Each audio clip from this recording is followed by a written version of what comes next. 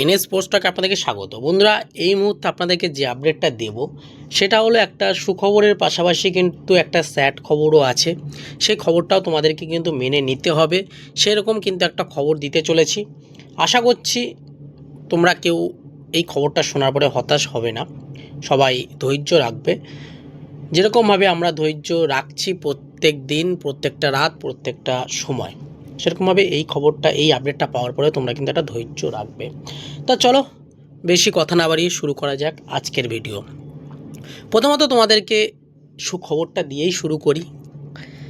তোমাদেরকে এটুকুনি বলবো যে নাছো রিপ্লেসমেন্ট হিসাবে কিন্তু এমন একটি বিদেশিকে দেখা হচ্ছে ইস্টবেঙ্গলের পক্ষ থেকে, যে প্লেয়ারটি কিন্তু আইএসএল এক্সপিরিয়েন্স প্লেয়ার। আইএসএলে তিনি প্রমাণ করে দিয়েছেন যে হ্যাঁ, তিনি ভারতীয় ফুটবলে খেলার যোগ্য আছে। এরকম একটি প্লেয়ার কিন্তু তারা দেখছে। সেই প্লেয়ারটি কে?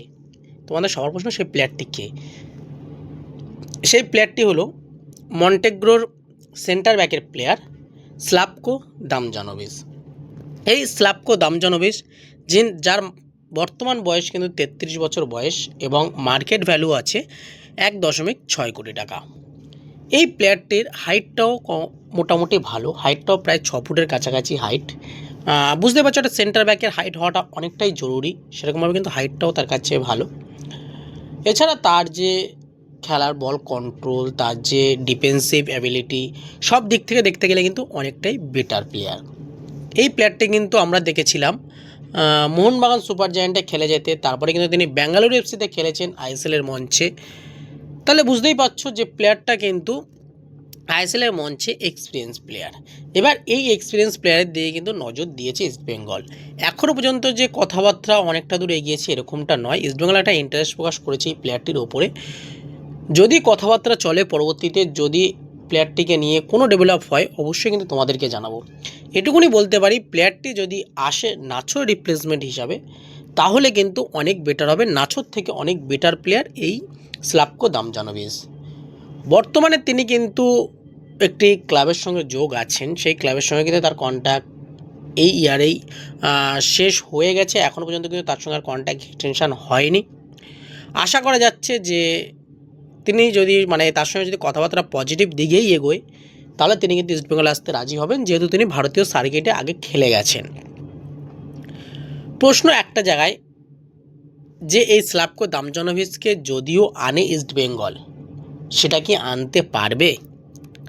তোমাদের অনেকের প্রশ্ন যে কেন আনতে পারবে না, প্লেয়ারটার মার্কেট ভ্যালু অনেকটাই কম। এবারে আসি কথার মধ্যখানে আরও একটি তোমাদের খারাপ খবর দিতে। প্লেয়ারটিকে যদি আনতে চায় ইস্টবেঙ্গল তাহলে অবশ্যই টাকা খরচ করতে হবে। সেই টাকাটা এখন ক্রাইসিসের মধ্যে চলছে ঠিকই, কিন্তু টাকা অবশ্যই পেয়ে যাবে। কিন্তু যে প্লেয়ার সাইনিং করাবে, সেই প্লেয়ার সাইনিং করানোর জন্য সব কিছু ঠিকঠাক লাগে, যে ঠিকঠাক দিকটা কিন্তু ইস্টবেঙ্গলের কাছে আর থাকছে না।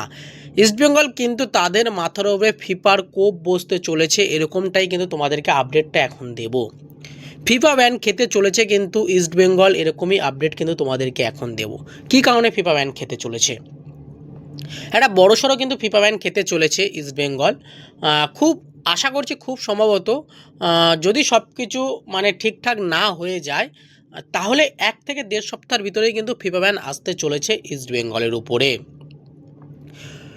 তার কারণ কি? তার কারণ হলো ইমামি ম্যানেজমেন্ট, তোমরা সবাই জানো, গত মরশুমের ইনভেস্টর ইস্টবেঙ্গলের সঙ্গে। এবার এই ইনভেস্টর তারা যখন যেসব প্লেয়ারগুলোকে সাইনিং করিয়েছিল সেই সব প্লেয়ারগুলোকে স্যালারি দেওয়ারও দায়িত্ব এই ইনভেস্টরদেরই।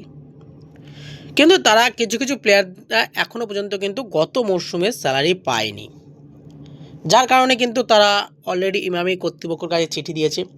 এবং একটি প্লেয়ার তো তিনি অলরেডি ফিফাকে চিঠি পাঠিয়েই দিয়েছেন যে এরকম তিনি স্যালারি পাননি। তাহলে বুঝতেই পারছো, যদি এই 3টে প্লেয়ারও, যারা আরও 3-4 জন প্লেয়ার যারা ইমামিকে চিঠি দিয়েছে, তারাও কিন্তু একটা ডেডলাইন বেঁধে দিয়েছে যে এই ডেডলাইনের মধ্যে যদি না দাও তাহলে কিন্তু আমরা ফিফার দ্বারস্থ হতে বাধ্য হব। এবার যেহেতু গত মরশুমের ইনভেস্টর ইমামি, সেক্ষেত্রে ইমামির একটা কমিটমেন্ট ছিল যে তারা যাই হয়ে যাক তারা স্যালারি থেকে শুরু করে সব কিছু দিয়ে দেবে। সেরকমটাই কিন্তু আমরাও আশা রেখেছিলাম, কিন্তু এখন এসে দেখছি আমরা তার সব কিছু উল্টো হয়ে যাচ্ছে। ইমামি ম্যানেজমেন্ট কিন্তু এইসব প্লেয়ারগুলোকে স্যালারি দেয়নি এবং তারা কিন্তু ফিফার দ্বারস্থ হতে চলেছে। আর যদি ফিফা থেকে তারা যাচাই বাছাই করে যদি সব কিছু তারা প্রুফ পেয়ে যায়, তাহলে কিন্তু তারা অবশ্যই ইস্টবেঙ্গলের ওপরেই কিন্তু ফিফা ব্যানটা লাগাতে চলেছে, যেহেতু ইস্টবেঙ্গলের সঙ্গে কিন্তু ইমামি ম্যানেজমেন্ট ইনভেস্টার ছিল।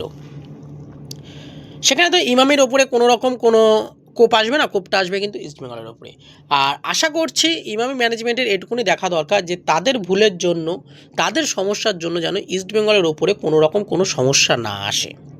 কারণ আপামর সমর্থক তারা কিন্তু সবাই চাইবে যে ইস্টবেঙ্গল ঠিকঠাক মতো পারফরমেন্স করুক, যেহেতু গতকাল তারা একটা ভালো পারফরমেন্স করেছে এফসির প্রিলিমিনারি রাউন্ডে, সেখান থেকে তারা গ্রুপ স্টেজ পর্যায়ে গেছে। কোনোভাবেই কোনো সমর্থক চাইবে না যে এই মুহূর্তে ফিফার ব্যান উপরে আসুক ইস্টবেঙ্গলের উপরে। তার কারণ তোমরা সবাই জানো যে নাচো রিপ্লেসমেন্ট থেকে শুরু করে 6 পয়েন্টার থেকে শুরু করে এখনও কিন্তু কমপ্লিট সাইনিং হয়নি। তাই সেই জায়গা থেকে দেখতে গেলে কিন্তু অবশ্যই কিন্তু আমাদের ফিফা ব্যানটা যদি চলে আসে, যেহেতু আগস্টের 31 আগস্ট কিন্তু আমাদের ট্রান্সফার উইন্ডো ক্লোজ হয়ে যাচ্ছে, তাই তার আগে যা করা করতে হবে। তাই সেই জায়গায় যদি ফিফার ব্যান চলে আসে তাহলে কিন্তু সমস্যায় পড়বে ইস্টবেঙ্গল। এমনি ইস্টবেঙ্গল একটা ক্রাইসিসের মধ্যে ভুগছে, এমনি ইস্টবেঙ্গল একটা টাকার সমস্যার মধ্যে ভুগছে, তারপরে যদি আবারও এই ফিফা ব্যান লেবে আসে, ফিফা ব্যান তাদের মাথার ওপরে চলে আসে, তাহলে কিন্তু অনেক বড় সমস্যায় পড়তে পারে ইস্টবেঙ্গল। ইমামি ম্যানেজমেন্টের তড়িঘড়ি কিন্তু এই প্লেয়ারগুলোকে স্যালারি দিয়ে দেওয়া উচিত, তাদের যা প্রাপ্য তারা যেটা পায় সেটা কিন্তু দিয়ে দেওয়া উচিত। কারণ তারা কিন্তু বড় মুখ নিয়ে বলেছিল গত মরশুমে শুরু হওয়ার আগে যে আমরা কোনো প্লেয়ারদের স্যালারি কোনোভাবে কমাতে চাইছি না, বা যেরকম যে প্লেয়ার স্যালারি পায় বা কোনো পে কাট কিন্তু আমরা করছি না, তারা কিন্তু সেটা বড় মুখ নিয়েই বলেছিল। তাহলে যদি সব কিছু তোমরা বড় মুখ নিয়েই বলছো, তারপরে এসে কেন এই পরিস্থিতি, তারপরে কেন এই সমস্যাগুলো পড়তে হবে, একটা ক্লাবকে কেন সমস্যা ভুগতে হবে? এরপর আরও একটি কথা, যে ইস্টবেঙ্গলও এখনও পর্যন্ত কিন্তু এই জিনিসটা ওয়াকিবল নয় যে কোন কোন প্লেয়ারকে স্যালারি দেওয়া হয়েছে, কোন কোন প্লেয়ারকে স্যালারি দেওয়া হয়নি। ইস্টবেঙ্গলের এই মরশুমে যারা টিম রিক্রুটমেন্ট থেকে শুরু করে ম্যানেজমেন্টে যারা রয়েছে তারাও কিন্তু এখনও ওয়াকিবল নয়, তারাও কিন্তু এখনও বিষয়টা ঠিকঠাক মতো জানে না। তাহলে বুঝতেই পারছো যে কত বড় সমস্যা পড়তে পারে, না জেনেই একটা মাথার উপরে কোপ আসতে পারে, বা কোনো দোষ করলো না তারপরেও কিন্তু তার একটা শাস্তি হতে চলেছে, এরকমটাই বিষয় হয়ে যাচ্ছে। কিন্তু সব কিছু দেখে শুনে নিয়ে কিন্তু এটুকুনি বলবো যে ইমামি ম্যানেজমেন্ট খুব তাড়াতাড়ি যাতে এই প্লেয়ারগুলোকে স্যালারি দিয়ে দেয়, তাহলে কিন্তু ইস্টবেঙ্গলের জন্য খুবই একটা ভালো দিক হতে পারে, নাহলে কিন্তু ইস্টবেঙ্গল একটা সমস্যায় পড়তে পারে। আর যদি ফিফা ব্যান লেবে আসে তাহলে আমরা দেখেছি মোহামেডানের অবস্থা কি হতে চলেছে, এখন কি হচ্ছে সেটা। তাই সেই জায়গা থেকে এটুকুনি বলবো যে ইস্টবেঙ্গল যেন এই সমস্যার মধ্যে না পারে। আমাদের ইন্ডিয়ার একটি বিগেস্ট ক্লাব ইস্টবেঙ্গল, সেই ক্লাবেই যদি এরকম সমস্যায় পড়ে যায় তাহলে আদার্স যে ক্লাবগুলো আছে তাদের অবস্থা কী হবে সেটা তোমরা বুঝতেই পারছো। যাই হোক, এটুকুনি আশা রাখবো ইমামি ম্যানেজমেন্টের উপরে, যে ইমামি ম্যানেজমেন্ট যেন খুব তাড়াতাড়ি প্লেয়ারগুলোকে স্যালারিগুলো দিয়ে দেয়।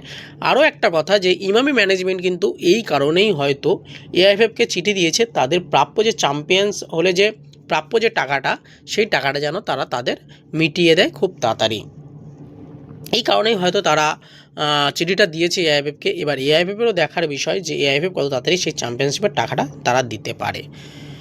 তা চলো বন্ধুরা, আজকে ভিডিওটা এইটুকুনি, যারা ভালো লাইক কমেন্ট শেয়ার করো, আর অবশ্যই চ্যানেলটা সাবস্ক্রাইব করে পাশে থাকা বেল আইকনটি ক্লিক করে নিও। ধন্যবাদ বন্ধুরা, ভালো থেকো, সুস্থ থেকো।